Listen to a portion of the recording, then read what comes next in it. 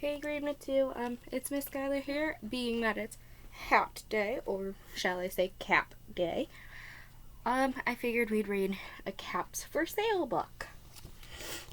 I have a few videos for you today, so please be sure to watch them and send in pictures, and I hope you do some of the activities with me. I would love to see your hats as well. Okay, caps for sale. He walked up and down the streets, holding himself very straight, so as not to upset his caps. As he went along, he called, "Caps, caps for sale, 50 cents a cap." A cap is a hat. My hat is from Niagara Falls. One morning, he couldn't sell any caps. He walked up and down the street calling, "Caps, caps, caps for sale, 50 cents a cap." But nobody wanted any caps that morning. Nobody wanted even a red cap. I actually have a red cap. At the end of the video, maybe I'll grab it for you. Actually, I'll show you in the next video.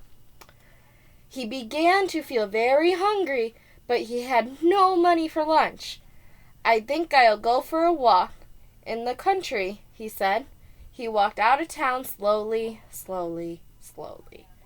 so as not to upset his caps. He walked for a long time until he came to a great big tree. "That's a nice place for a rest," thought he, and he sat down very slowly under the tree and leaned back little by little against the tree trunk, so as not to disturb the caps on his head.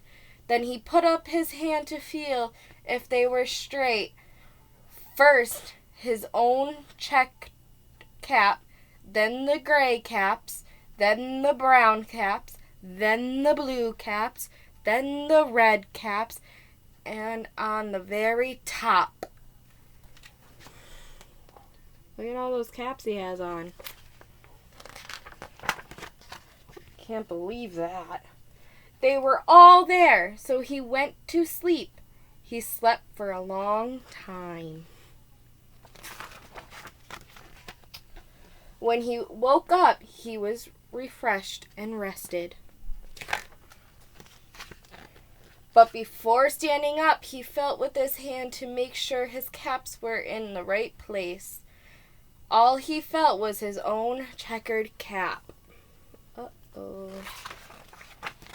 He looked to the right of him, no caps. He looked to the left of him, no caps. He looked to the back of him, no caps. He looked behind the tree, no caps. Then he looked up into a tree, and what do you think he saw? What do you think? On every branch sat a monkey. On every monkey was a gray or brown or blue or red cap. Oh, silly monkeys. They stole all of his hats. The peddler looked at the monkeys. The monkeys looked at the peddler. He didn't know what to do. Finally, he spoke to them. So he's going to talk to the monkeys. "You monkeys, you," he said, shaking his finger at them. "You give me back my caps." But the monkeys only shook their fingers back at him. "Tss, tss, tss." That's what they said. This made the peddler very angry. We talked about that word, angry. It's something that you feel inside. You're very mad. You can punch a pillow if you're mad. The monkeys only shook both of their hands. Tss, tss, tss. He shook both hands at them and said, "You monkeys, you give me back those caps." But the monkeys only shook both of their hands back at him and said, "Tss, tss, tss." Now he felt quite angry. He stomped his feet. And he said, "You monkeys, you better give me back my caps." But the monkeys only stomped their feet back at him and said, "Tss, tss, tss." By this time, the peddler was very, very angry. He stomped both of his feet and shouted, "You monkeys, you must give me back my caps." But the monkeys only stamped both of their feet back at him and said, "Tss, tss, tss." At last he became so angry that he pulled off his own cap and threw it on the ground and began to walk away. But then each monkey pulled off his cap. All the gray caps and all the brown caps and all the blue caps and all the red caps came flying down out of the tree. So the peddler picked up his caps and put them back on his head. First his own checkered cap, then the gray caps, then the brown caps, then the blue caps, the red caps on the very top.